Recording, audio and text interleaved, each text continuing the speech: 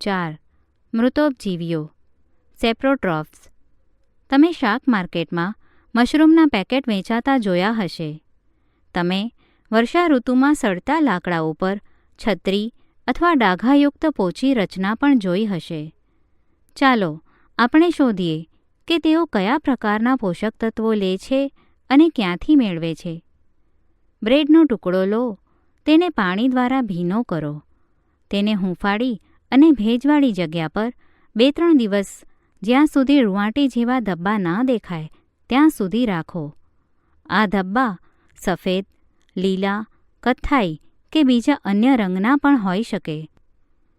આ ધબ્બાને સૂક્ષ્મદર્શક યંત્ર અથવા તો બિલોરી કાચમાં નિહાળો.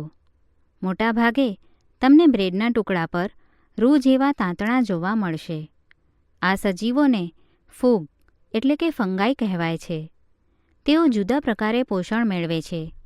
તેઓ મૃત, સડી ગયેલ પદાર્થો પર પાચક રસોનો સ્ત્રાવ કરે છે અને દ્રાવણમાં ફેરવે છે.